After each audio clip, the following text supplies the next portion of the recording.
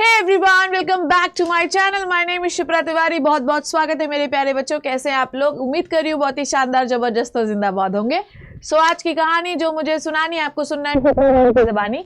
और बहुत बड़ा सवाल इस समय ये है कि समय बहुत कम है और सिलेबस बहुत ज़्यादा है। अभी भी बहुत सारे बच्चे ऐसे हैं जिन्होंने सिलेबस को शुरू भी नहीं किया होगा और वो इस इंतज़ार में बैठे हैं कि भगवान अवतरित होंगे और कुछ नया सिखा के जाएंगे। सो प्यारे बच्चों, आज के इस वीडियो में आप जानेंगे कि अगर आपके पास समय कम है तो मैक्सिमम सिलेबस को किस तरीके से और कैसे कवर किया जाए। ये वीडियो आपके लिए बहुत फ्रूटफुल होने वाला है, तो कृपया करके इसे अंत तक ज़रूर देखिए। तो चलिए बिना किसी देरी के शुरू करते हैं। तो सबसे पहली चीज़, आपके पास समय कितना बचा हुआ है। सो मोटा मोटी हम बात करें तो यू हैविंग ओनली 1.5 मंथ्स, और 1.5 मंथ्स में अगर आप बात करें तो इतना बड़ा सिलेबस आप कैसे कंप्लीट करेंगे। आज जो मैं आपको टिप्स बताने वाली हूँ ये आपके बोर्ड्स में भी काम आने वाली हैं और नीट में भी काम आएंगी, क्योंकि ये एक टेक्निक है बेसिकली जिससे आप अपना सिलेबस जल्दी कंप्लीट कर सकते हैं। तो ये जो वीडियो है ये सारे उन बच्चों के लिए फ्रूटफुल होने वाला है जो किसी भी एग्जामिनेशन की तैयारी कर रहे हैं। चलिए, तो सबसे पहले क्या है, prioritize your topic according to the weightage. यहाँ पर मैं आपको ये भी कहूँगी कि बहुत सारे बच्चे ऐसा करते हैं कि जो हाई वेटेज टॉपिक है और सरल होता है उसको लास्ट में पढ़ते हैं, और जो टफ टॉपिक्स होते हैं और उनका वेटेज बहुत ही कम है उनको पहले पढ़ते हैं। मेरी बात को ध्यान से समझिए। वेटेज का मतलब ये है कि इस चैप्टर में से सबसे अधिक क्वेश्चंस आते हैं, सबसे अधिक नंबर के क्वेश्चंस आते हैं। ये सबसे इंपॉर्टेंट चैप्टर है जिसकी लिस्ट और उन टॉपिक्स की लिस्ट मैं ऑलरेडी आपको दे चुकी हूँ। जिन टॉपिक्स का वेटेज सबसे ज़्यादा है और जिस चैप्टर से सबसे अधिक नंबर के क्वेश्चंस आते हैं बच्चों, उनको आप सबसे पहले पढ़ के रख लीजिए, चाहे वो आसान हो या कठिन हो।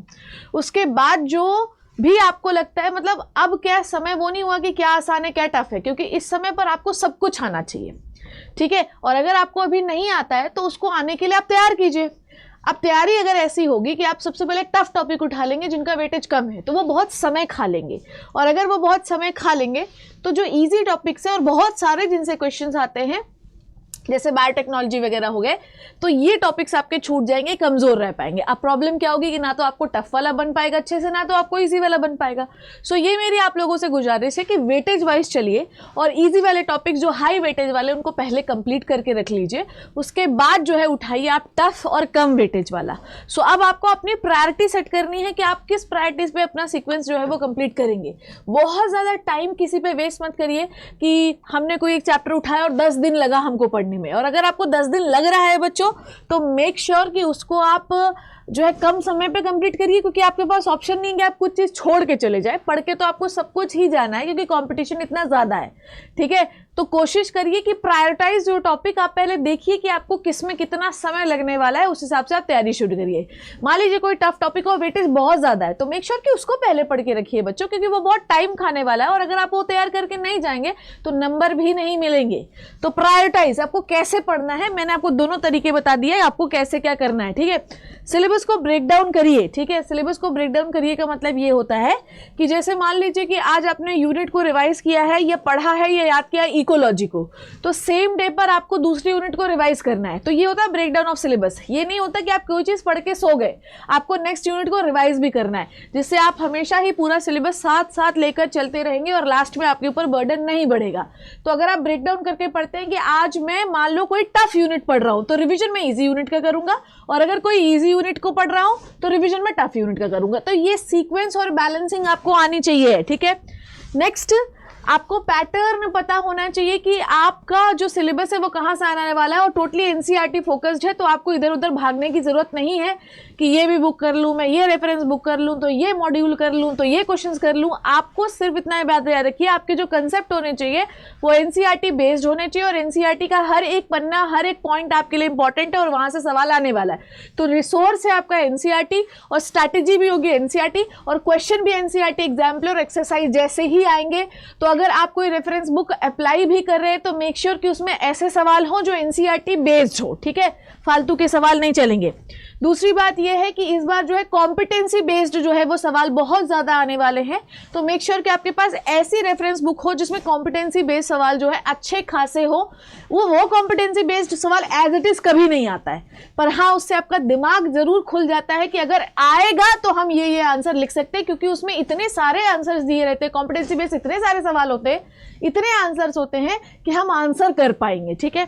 नेक्स्ट होता है टाइम टेबल। ठीक है, मैं टाइम टेबल पर पहले तो मैं बिलीव करती थी, पर अभी कुछ दिनों में मैं टाइम टेबल पे बिलीव नहीं करती हूँ बच्चों। ठीक है, मुझे ऐसा लगता है कि टाइम टेबल अब एग्जाम के समय कुछ होता ही नहीं है। ठीक है, मैं तुम्हें सीधी सच्ची ठेठ भाषा में बताऊं कि एग्जाम के समय कोई टाइम टेबल नहीं होता है, सिर्फ सारे दिन पढ़ाई होती है, और जिस समय पर पढ़ाई हो नहीं रही होती उस समय पर पढ़ाई के बारे में सोचना होता है। तो यहाँ पर अब आपके पास इतना समय नहीं है कि आपको टाइम टेबल क्रिएट करना है, आपको सिर्फ पढ़ते रहना है, बस बात खत्म। तो मैम क्या हम पागल हो जाए पढ़ पढ़ के? वो तुम्हारी जो है शक्ति है कि आप कितना पढ़ सकते हैं। अपनी शक्तियों के बियॉन्ड ही जाओगे तभी जीवन में कुछ कर पाओगे, कुछ पाओगे। ठीक है, हनुमान जी को ये नहीं पता था कि वो संजीवनी बूटी को लाने के लिए जो है पर्वत उठा सकते, मतलब उनके अंदर ये पर्वत उठाने की शक्ति थी, ये उनको नहीं पता थी, उनको याद दिलाई गई। तो ये टाइम आ चुका है मेरे हनुमानों कि अपनी शक्तियों को याद करो कि तुम क्या हो और एग्जाम में टॉप करके दिखाओ। ठीक है, जिले में देश में अपना नाम रोशन करो, ताकि बाप और माँ भी आपकी छाती ठोक कर बोले कि यस ये मेरा पुत्र है। ठीक है, माहिष्मती वाले। चलिए, तो सब्जेक्ट वाइज स्ट्रैटेजी आपको पता होनी चाहिए। सब्जेक्ट वाइज स्ट्रैटेजीज का मतलब ये है कि मैंने आपको बोला है, शुरू से बोलते आ रही हूँ कि बायोलॉजी में फ्लो चार्ट बनाइए, नोट्स बनाइए। अब समय चला जा चुका है बच्चों फ्लो चार्ट बनाने का, नोट्स बनाने का। पर फिर मैं आपको कहती हूँ कि अगर आप कोई कंसेप्ट पढ़ रहे हैं और आपने पहली बार पढ़ा या आप रिविजन कर रहे हैं तो उसके फ्लो चार्ट्स बना लीजिए। फ्लो चार्ट बनाने के 3 महत्वपूर्ण बहुत अच्छे वो बताती हूँ। मान लो एग्जाम में आ गया, सब्जेक्टिव एग्जामिनेशन में आ गया, तो as it is flow chart याद आ जाएगा, तुरंत चेप के आ जाना। और जब समय कम होता है ना एग्जाम में, तो थ्योरी लिखने का समय बिल्कुल भी मत ट्राई करना है। जैसे मान लो कि तुम बोर्ड एग्जाम देने गए और तुम्हारे पास समय नहीं है, तो वहां पर लिखते मत बैठे रहना, क्योंकि क्वेश्चन डेफिनेटली छूटेगा। वहां पे फ्लो चार्ट लिखना। फ्लो चार्ट का फायदा पता है क्या है? कि कॉपी भरी भरी दिखती है, लगता है वाह यार ये लड़का होशियार है। फ्लो चार्ट में कॉपी भरी दिखती है बेटा। दूसरी बात यह है कि पन्ने भरे हुए दिखते हैं और एग्जाम में क्वेश्चन भी अटेम्प्ट हो जाता है, वो भी बहुत ही कम लाइन पे। जो लाइंस में लिखोगे तो आपको बहुत समय लगेगा। तो फ्लो चार्ट बना बना के प्रैक्टिस करो, हर कंसेप्ट के फ्लो चार्ट बनाओ। ठीक है, जहां जरूरत नहीं है एग्जाम में वहां पे भी फ्लो चार्ट बनाओ। Flow chart gives you the clear picture to the examiner so that you can get the marks easily। ठीक है, नेक्स्ट जो है आपको क्या करना है, तो फ्लो चार्ट हो गया, वही को आप शॉर्ट नोट और वही आप बार बार रिवाइज भी करेंगे। ठीक है, तो सेम विद फिजिक्स। क्या फिजिक्स में फ्लो चार्ट तो बनता नहीं। डेरिवेशन, इंपॉर्टेंट डेरिवेशंस होते हैं, उनको बार बार प्रैक्टिस करिए और उनको एक जगह पर रख लीजिए, क्योंकि एग्जाम के दिन वही आपको रिविजन में काम आएंगे। केमिस्ट्री में जो भी मेन इंपॉर्टेंट रिएक्शंस हैं जो आती हैं, 1 नंबर पे भी आ सकती हैं। ठीक है, उनको आप एक जगह पर लिख लीजिए, रख लीजिए, और लास्ट में रिवीजन में काम आएंगे। अगर आप ये सोचते हो कि आखिरी दिन पर, देखो बायोलॉजी में बहुत गैप है भाई तुम लोगों को, इवन नीट वालों ध्यान से सुनो, आप बायोलॉजी को रिवाइज करने के लिए शॉर्ट नोट्स नहीं बनाओगे, कभी एनसीईआरटी नहीं पढ़ पाओगे। ये बात याद रख लेना तुम लोग। रिवीजन में कभी भी एनसीईआरटी काम नहीं आती। रिवीजन में सिर्फ और सिर्फ शॉर्ट नोट्स काम आते हैं, और वो शॉर्ट नोट्स आप ही के द्वारा बनाए जाएंगे। ठीक है, डन। ठीक है, और भाई फिजिक्स वालों, ठीक है, अगर आप फिजिक्स प्रैक्टिस कर रहे हो तो फिजिक्स तो पूरे देखो यार, मैं जब एग्जामिनेशन दे रही थी and I got very good marks in the physics, chemistry, biology, तीनों में मेरे बहुत अच्छे नंबर आए थे। कारण सिर्फ इतना है कि मैं दिन रात सिर्फ फिजिक्स ही पढ़ते रहती थी, सिर्फ फिजिक्स पढ़ते रहती थी। तो practice makes you perfect. So solve more and more and सवाल and more derivations। if you are preparing for NEET, सवाल करो। if you are preparing for boards, derivation करो, 30% सवाल भी करो। आपको आपकी रेफरेंस बुक बताएगी। फिजिक्स के लिए भी आप लोगों ने कोई ना कोई रेफरेंस बुक खरीद रखी होगी, एनसीईआरटी के अलावा बोर्ड्स के लिए भी, वो आपको बताएगी कि किस प्रकार के सवाल आते हैं, उनको जरूर देख के जाइएगा बच्चों। नाउ नेक्स्ट इज आप मॉक टेस्ट। ठीक है, टेक्निक में हमेशा ही मैं आपको बताती हूँ, read the NCERT, make the notes, then make the short notes, flow chart, then revise, then solve the PYQ and give the mock test. और ये हर तीनों सब्जेक्ट के लिए एप्लीकेबल होगा, और यही होता है किसी भी चीज को। यहाँ पे 25 मिनट्स लिखा है, पर 25 मिनट्स कुछ नहीं होता, जब 2 घंटे की एक सीटिंग हो जानी चाहिए इस समय पर। ठीक है बच्चों, तो इस समय पर आपकी कितनी सीटिंग हो जानी चाहिए? 2 घंटे की सीटिंग कम से कम आपकी होनी ही चाहिए, 1.5-2 घंटे की, उसके बाद ही आपको ब्रेक होना चाहिए। ठीक है, नेक्स्ट जो है इफेक्टिव रिवीजन होना चाहिए। मैं आपको क्या बोल रही हूँ, आपके पास सिर्फ और सिर्फ जो है 1-1.5 महीने बचा है। मैं कह रही हूँ कि आप 2 टॉपिक्स पढ़ते हैं तो मेक श्योर कि उस दिन आप 2 टॉपिक्स को रिवाइज भी करिए, क्योंकि अगर आप रिवीजन नहीं कर रहे हैं तो पढ़ने का कोई मतलब नहीं रह जाएगा, सब गुड़ गोपाला हो जाएगा और आपको कुछ एग्जामिनेशन में नहीं याद आएगा। सो जीतेगा वही जो रिवाइज करेगा। ठीक है, रास्ते उन्हीं को, या मंजिल पे लोग वही पहुंचते हैं जिन्हें रास्ते याद होते हैं। चलते बहुत सारे लोग हैं रास्ते पर बहुत सारे लोगों को रास्ता याद ही नहीं होता। क्यों नहीं होता? क्योंकि वो उस मैप को बार बार रिवाइज नहीं कर रहे होते हैं जो मैप आपको स्टार्टिंग में दिया गया था। तो जो बच्चा मैप को रिवाइज करेगा वही रास्ते पर ढंग से चलेगा और मंजिल पे पहुंचेगा। ये बात याद रखेंगे सारे, ठीक है? ओके और सबसे इंपॉर्टेंट चीज है, इन सब चीजों में ठंड बहुत ज्यादा पड़ रही है बेटा, तो मेक श्योर कि आप अपनी हेल्थ को बहुत ज्यादा ध्यान रखिए। आप effective 10 to 12 hour study NEET या बोर्ड्स के लिए तभी कर पाएंगे जब आपकी हेल्थ होगी, नहीं तो नहीं कर पाओगे। समझ में आ गई बात? Is this clear to you?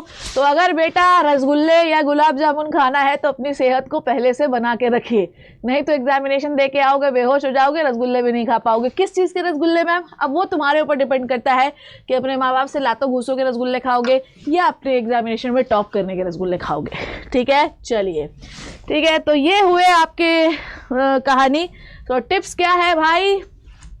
ठीक है, इजी टॉपिक टफ टॉपिक वाला मैंने आपको बता ही दिया। ठीक है, शॉर्ट नोट्स बनाइए।